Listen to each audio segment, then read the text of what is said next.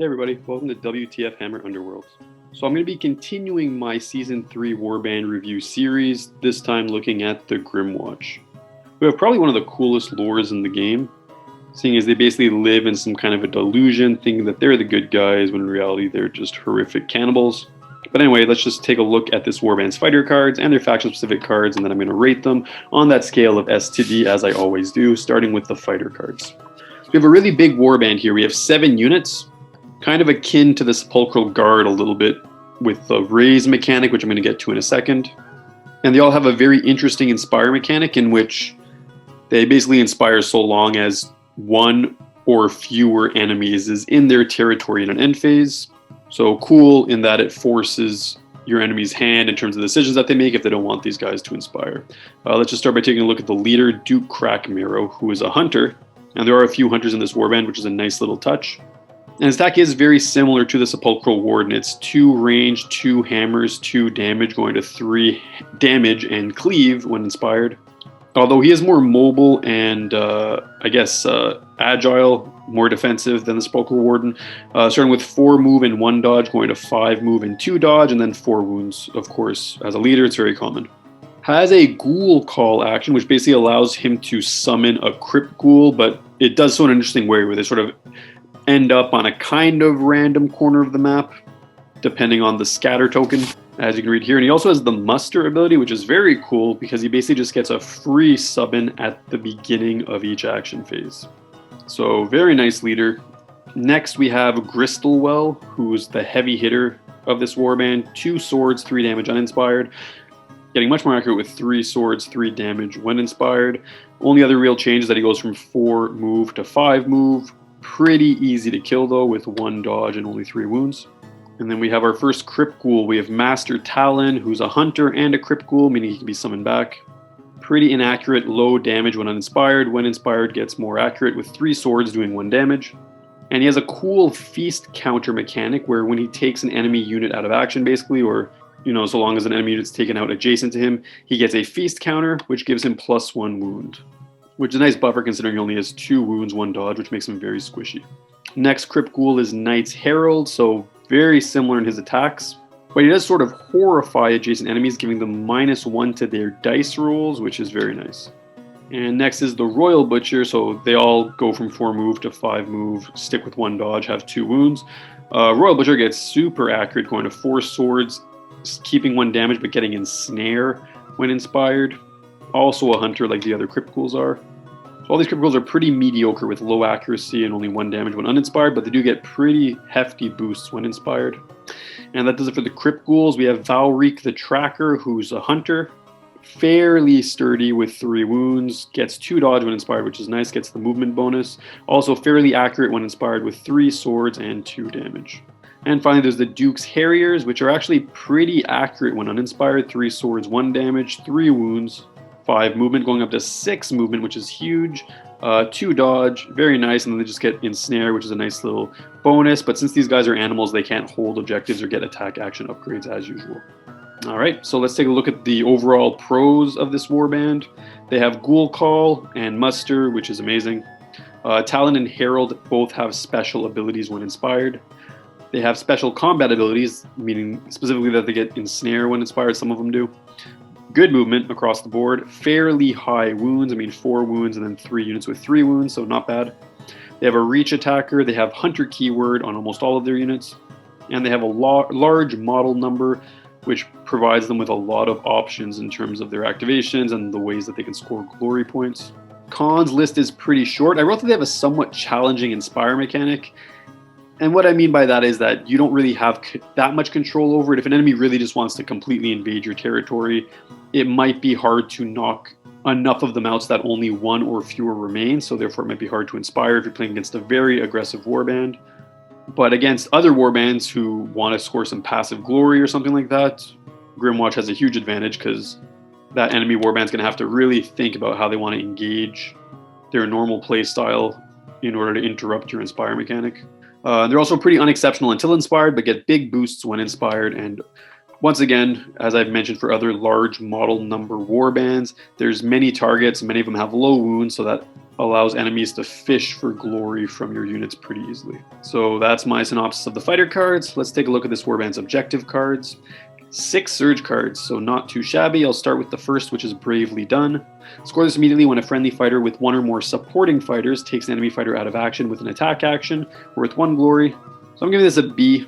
It's a decent card. Since there's a lot of units, it's a bit easier to pull off. Didn't feel it warranted an A though. Defending the Hearth, or Hearth, I think it's Hearth.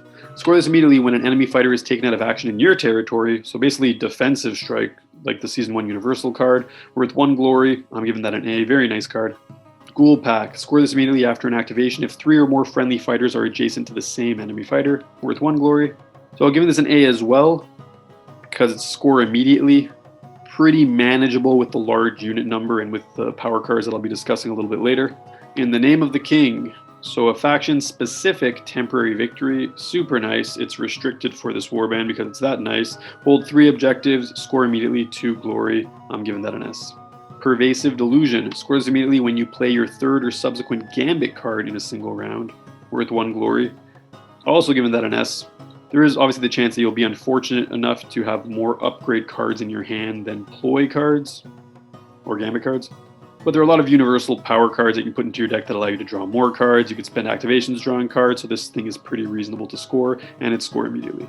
Here's another restricted card, Shifting Madness. Score this immediately after an activation if your warband holds the objective with the same number as the current round. So super easy to score for 1 glory. Given that an S, obviously that's why it's restricted. And that basically does it for the surge cards. For the score in the end phase cards, we have Conquering Heroes. Score this in an end phase if your warband holds 1 or more objectives in enemy territory, worth 1 glory. So I'm giving that a B. Can be a bit challenging to score depending on the style of gameplay that the opponent plays with. If they're very objective holdy, this thing could be virtually impossible to score. Glory of the Court, worth 1 glory. Score this in an end phase if 3 or more surviving friendly fighters are inspired. I'm giving it an A. Very likely to happen as long as you manage to inspire, because you have so many units that's very likely that 3 will still be alive once units do inspire. But like I said, there is still that possibility that your units never inspire if you're playing against a highly aggressive warband. And it's only worth 1 in the end phase, so it's not super amazing. Incomprehensible Scheme. Score this in end phase if your warband holds more objectives than each enemy warband, worth 1 glory. I'm giving that a B. Similarly depends on the type of play style you're playing against. Mordant Triumph. Score this in an end phase if you have scored 5 or more surge cards in this game, worth 2 glory points. So I'm giving this an A. It's a good card. Very likely you're going to be scoring pretty much all of your objective cards with this warband because there's such a solid slew of universal cards that these guys can put in their deck that really help emphasize, flex play style. So if you draw this in the first round, it's kind of annoying, but if you draw it in later rounds, it's pretty easy to score. Mouths to Feed. Score this in end phase if there are fewer surviving enemy fighters than there are enemy fighters out of action, worth 2 glory. So giving this a B, it really depends on the style you want to play. If you're highly aggressive, this becomes much easier to score. And next is the score in the 3rd end phase card, the only one. Charnel House. Hybrid. Score this in the 3rd end phase if all surviving fighters are in enemy territory, or there are no enemy fighters in your territory. So sort of like a hybrid conquest versus denial.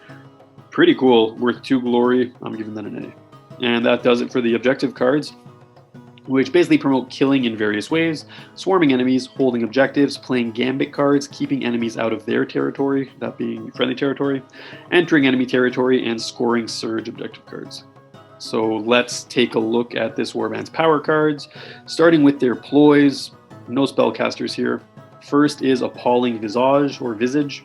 Choose 1 friendly fighter and 1 adjacent enemy fighter. Push the chosen enemy fighter up to 2 hexes away from the chosen friendly fighter. Nice card. I'm giving it an A, mostly because it's in the best interest of this warband to push enemy fighters out of friendly territory so that they inspire, and this card helps do that a lot. Combat Drill. As a reaction after a friendly fighter's move action made as part of a charge, choose another friendly fighter. The chosen fighter makes a move action. The chosen fighter must end that move action adjacent to the fighter making the charge action, thus helping with supporting and clustering your units. I'm going to give that an A. Double Time. As a reaction, play this after a friendly fighter's move action, but not during a super action. That fighter makes another move action, so basically double move. Nice for covering a lot of ground, especially since these guys have a lot of movement. They can cover tons of ground with this card. I'm giving it a B though, because I'm not sure if there are too many instances where you really need your units to cover 10 to 12 hexes. Horrifying Spectacle. Reaction. Play this during an attack action or gambit that has dealt enough damage to an enemy fighter to take it out of action, but before removing the fighter from the battlefield. All friendly fighters adjacent to that fighter are inspired. So nice conditional inspire in case you're playing against a warband that is really terrorizing your territory. I'm going to give this a B because it is a nice anti-aggro inspire card. Might be worth an A. Only reason I gave it a B is because it's only selectively useful. Anyway, next is Pack Advance. Choose one or more friendly Crypt Ghouls and push each of them 2 hexes. Given that an S, very nice push mechanic. Akin to Briar Queen's Varclav ability, kind of, although it's a one-off. Next is Recycled Riches. Take all the cards from your power discard pile that have the Grymwatch warband symbol, shuffle them face down, then add the top card to your hand, return the other cards to your power discard pile. So definitely interesting to get a faction-specific card back. I'm giving it a B, because obviously you can't benefit from universal cards, which might make up the majority of your deck, depending on the meta that you're in. Scrambling Claws. Choose one enemy fighter that has 1 or more upgrades and is adjacent to 1 or more friendly fighters. The chosen fighter's player picks one of that fighter's upgrades and discards it. So very douchey card. I'm giving this an A. Could really screw over your enemy's plans. Next, there's Shattering Impact. As a reaction, play this after a friendly fighter's attack action. If that fighter has 1 or more upgrades, pick one of their upgrades and one of their target's upgrades. Both cards are discarded. So kind of an eye for an eye sort of thing. I'll give it a B because it might be hard to be willing to sacrifice that upgrade. Next is Stench of Victory. As a reaction, play this during a friendly fighter's successful attack action before the deal damage step. Choose another friendly fighter and push the chosen fighter up to 3 hexes so that they're adjacent to the target. So another nice clustering card. I'll give this an A, because it could synergize with that other card that inspires. I forget what it's called. Next is Strident Summons. A friendly Crack Marrow makes a free ghoul call. So great card. I'm giving that an S. And that basically does it for all the ploys, which promote pushing friendly and enemy fighters, giving a free ghoul call, destroying enemy upgrades, improving movement, getting inspired, and recovering lost gambits. So let's take a look at this warband's upgrades, starting with Aura of Command. As an action, choose 2 other friendly fighters. You cannot choose fighters with any move or charge tokens. Each of the chosen fighters makes a move action. It's kind of a copy of the Sepulchral Warden's ability that moves his units, so it's nice. I'll give it a B. Because with these guys, good movement, charging is often very tempting. Drawn to Weakness, restricted to the Harriers. As a reaction after an activation, push this fighter 1 hex towards an enemy fighter that has 1 or more wound tokens, so allows Duke's Harriers to be very mobile. I'll give it a C. It's nice for them, but they're not the most exceptional of units. Next is Grip of Madness. As a reaction after this fighter's move action, if this fighter is holding an objective, place a Madness counter on this card. While there are 1 or more Madness counters on this card, this fighter cannot be pushed. Remove all Madness counters from this card when this fighter makes a move action. So very nice to enforce holding objective tokens. I'm going to give this a B. Could be worth an A. Depends on how heavy your objective token holding game is. Heroic Vision, +1 dice to their range 1, range 2 attack actions. Super nice card. I'm giving that an A. Always useful. Might be worth an S. Hunter's Nose. Each enemy fighter is a quarry. +1 dice to this fighter's attack actions that target a quarry. Restricted to Valreek. So pretty powerful. I mean, as long as Valreek's alive, you can force the quarry status on all enemy units, just like Hrothgorn does. And then, obviously Valreek gets the extra dice, which is very nice. I'm giving this an A. I'd give it an S if it was not restricted to a particular unit. Next is Impervious Delusion. If this fighter would be dealt more than 2 damage by an attack action or gambit, they are instead dealt 2 damage. This damage cannot be further modified. So this is just an amazing card for Crack Marrow, who basically just guarantees that he cannot be taken out by a one-shot. I'm giving this an S. Next, we have a card restricted to Gristlewell, Right-Hand Ghoul. As a reaction after a friendly Crack Marrow's move action, if this fighter has no move or charge tokens, this fighter makes a move action. This fighter must end the move action adjacent to a friendly Crack Marrow, which just allows him to support Crack Marrow, which is nice. I'm giving it a C though, because he cannot use it if he's already moved or charged, which is kind of a bummer. And here's a super cool weapon, Seized Weapon. When you give this upgrade to a friendly fighter from your hand, 1 adjacent enemy fighter is dealt 1 damage. 3 swords, 2 damage is definitely decent. Can even be used in the end phase if you equip it on a guy who happens to be adjacent to an enemy. So super nice card. I'm giving this an S. Next is Severed Trophy. When this fighter's attack action takes an adjacent enemy fighter out of action, gain an additional glory point. So Crack Marrow basically gets a trophy belt. So I'm giving this an A, most because it's a bit debatable if you should lead with Crack Marrow in combat because of his ghoul call. You don't want him to die and then lose that ability. And finally, we have Well Motivated, +1 damage to any character that this is equipped on, obviously for their melee and range 2 attacks. I'm giving this an A. It's basically great strength. It's very nice. And that does it for all the power cards. Upgrades typically promote gaining extra move actions, pushing friendly fighters, harriers, should be an apostrophe there, holding objectives, improving accuracy, making enemies into quarries, reducing friendly damage, increasing damage. Reducing friendly damage means reducing damage dealt to friendly fighters, gaining extra glory points, and upgrading weapons in a pretty exceptional way because seized weapon is awesome. And this is the grid. So you can see that Grymwatch have lots and lots of nice cards. There's 7 S rank cards, I mean, at least by my scoring system, maybe more. A's, tons of them. Very few cards that I'd say are garbage. Very, very solid repertoire of cards for this warband. And I've already seen the fighter cards, so with this in mind, we're going to rank this warband on that scale of S to D. And here is my first point of synopsis. This warband is very resilient. They either have 3 or 4 wound units, and everyone else can be ghoul called. So very hard to reliably take these guys out, and they get 1 free ghoul call each round. So that's 2 guys brought back for free, basically. They can be difficult to inspire, and they are a bit subpar when uninspired, although they do have many means to facilitate inspiring. So that's a bit of a con there. They also have amazing movement cards. They have nice upgrades. They can destroy enemy upgrades. They are great at aggressive and positional play, and they can debuff enemies. So very, very nice combination of cards. They also have very nice objective cards. They have an amazing array of objective cards that allow this warband to score passive and active glory. Overall, I've decided to rate this warband as an S. High tier warband. Games Workshop seems to really love these undead death Grand Alliance warbands, because here is my full grid. So I'm actually placing Grymwatch right at the beginning as being the strongest warband. Now I actually had planned this video a bit earlier and had Thorns of the Briar Queen ahead of Grymwatch because I still think that they are typically superior, but they have received a recent debuff with 2 additional restricted cards added to their list.